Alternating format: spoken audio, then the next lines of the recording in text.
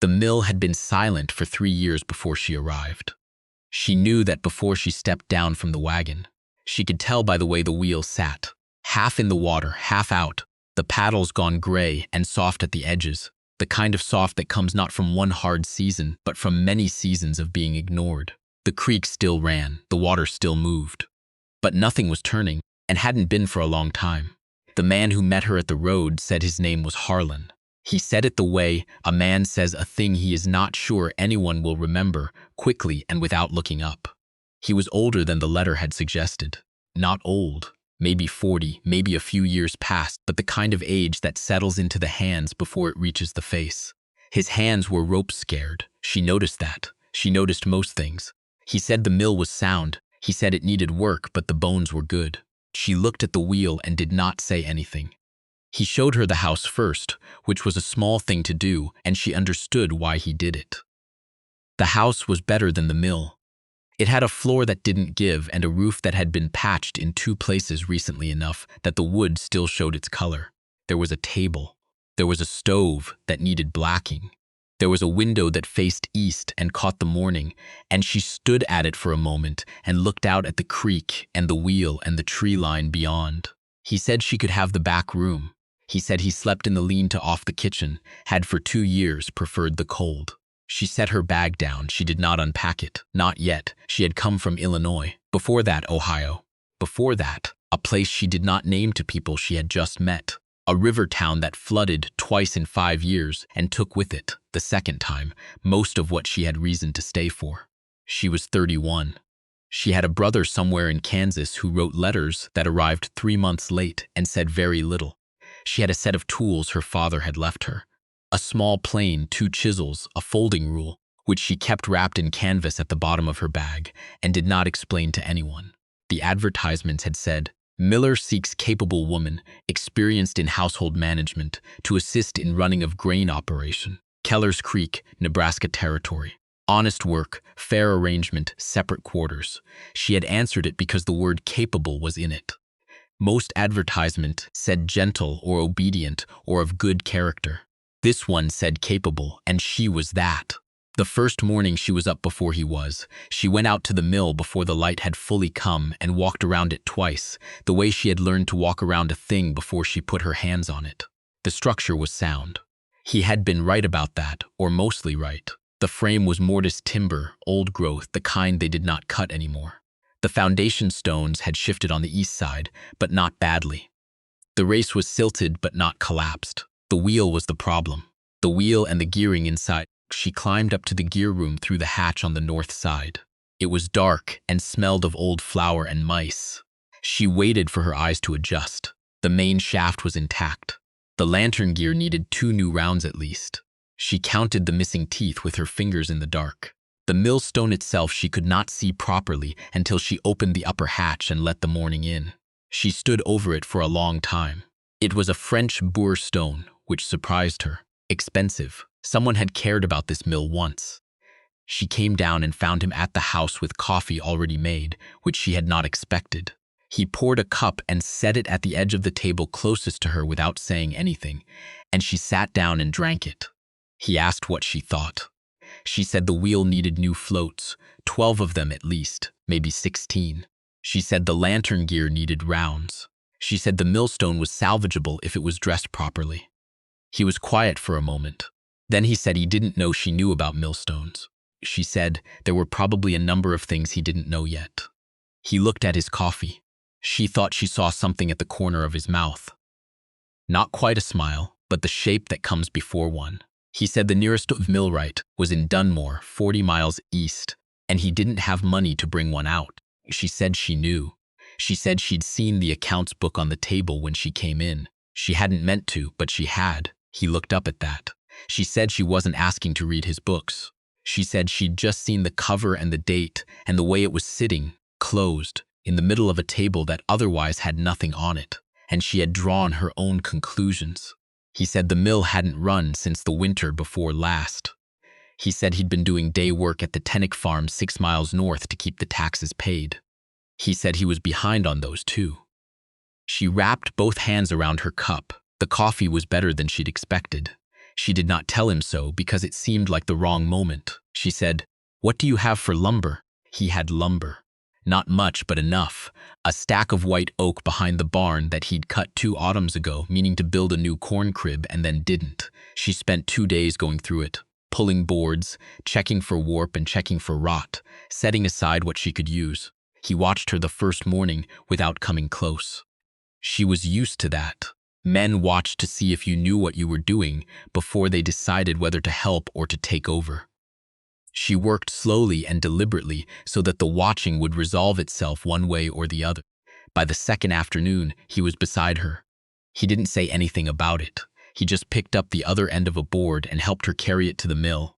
The floats she cut from the oak, 12 of them, each one shaped with the draw knife she borrowed from his tool wall without asking. He noticed but didn't object. She fitted them to the wheel arms one by one, checking the angle each time against the original pitch. She could read the ghost of it in the weathered wood where the old floats had sat, the lighter color where the grain had been protected. The wheel went back into the water on a Thursday. She stood on the mill bank and watched it turn. The water caught the first float and the wheel moved, slowly, then faster as the next float caught, and then the next. It was not elegant. It shuddered a little on the downturn, which meant one of the arms had a slight twist she hadn't fully corrected. But it turned. Harlan stood beside her. He had his arms crossed and he was watching the wheel the way a man watches something he had stopped believing in. He said, "I'll be damned." She said she'd need to look at that east arm again before they brought the stone up to speed. He said, "Yes, okay. Yes." The first grain came in before she expected it. She had been in the gear room, fitting the replacement rounds to the lantern gear. She'd shaped them herself from a length of hickory he'd found under the barn. When she heard a wagon on the road, she came down and wiped her hands on her apron and went to the door. It was a family from 4 miles up the creek, a man named Schott and his wife and their oldest boy. They had 2 sacks of winter wheat in the wagon bed. They said they'd heard the wheel was running. She said it was running and they were welcome to bring the grain in. Harlan came out of the barn at the sound of voices. He looked at the Schotts, then at her, then at the sacks. She told him to get the hopper ready. She'd handle the stone. He started to say something and then didn't. He went and got the hopper ready. The Schotts waited in the yard. The wife looked at the mill the way people look at a thing they thought was gone for good. The boy kept trying to see past the door. The stone came up to speed slowly. She was cautious with it, listening for any grind or catch that would mean the dressing wasn't right. But it ran clean. She opened the shoe, and the grain fed in, and the flour began to come down into the bolting chest. And it was the sound of the place working the way it was built to work, and she stood there for a moment before she went back to the gear room to check the shaft temperature, because that was the next thing, and there was always a next thing. She charged the Schotts 1/10 of the grain, which was the standard rate. She wrote it in a new ledger she had bought in Dunmore on the day she arrived, before she had ever seen the mill, because she had learned that the first thing a failing operation needed was someone who believed it would have numbers worth recording. The winter came hard and early. She had known it would. She'd felt it in September, the way the mornings tightened, the way the creek ran higher than it should from the mountain snowmelt. She told him in October that they needed to bank the mill foundation before the ground froze. He said they had time. She said they did not. They banked it. In November, she asked him about the fodder situation for the 2 horses and the mule. He said he had enough. She asked him how much was enough, and he showed her. She told him it would run out in January at current use. He looked at the pile, and then looked at her, and then said he thought it was more than that. She said she'd counted it. He didn't argue after that. He rode to the Tennick farm and bought another load. The first real storm came in December, 3 days of it. She kept the mill race clear with a long-handled tool she'd fashioned from a fence rail, going out every 4 hours through the snow to break the ice before it could dam up and put pressure on the wheel. The third morning, Harlan came with her without being asked, and they worked in silence, side by side, breaking ice in the gray early light, their breath visible, and the creek running black beneath the white. After, they went in and he made breakfast, which he did well. Better than she did, she had to admit to herself, though she did not admit it to him yet. Salt pork and cornbread and coffee so strong it was nearly bitter, which was exactly what she wanted after 2 hours in the cold. He asked her where she'd learned about mills. She said her father had run one in Ohio when she was small. She said she'd followed him in the way children follow, and he had not sent her away. He said, "Good." She looked at him. He said, "I mean, that he didn't send you away." She said yes. She supposed it was good. They ate without speaking for a while. The stove ticked. Snow came off the roof in a slide and hit the ground outside, and she didn't look up. He said, "I'm sorry about the letter." He said, "I wrote household management because I didn't know how else to say it." She said she understood. He said he didn't think she'd know about gear trains. She said most people didn't know what she knew until they needed to know it. He nodded slowly, the way a person nods when they are filing a thing away. By February, the mill was running 3 days a week. The word had spread in the way that useful things spread in places where useful things are scarce. Quietly, by way of one person telling another at a feed store or a church step or a crossroads, without ceremony and without exaggeration, just the plain fact. The Keller Creek Mill is running again. Harlan Keller's place. A fair rate. Farmers came from as far as 12 miles. She kept the ledger. She weighed the grain on the scale she had recalibrated in October, checking it against a known weight she carried in her coat pocket. A flat iron disc her father had stamped with his initials and a notch at 12 o'clock. She trusted no scale she had not checked herself.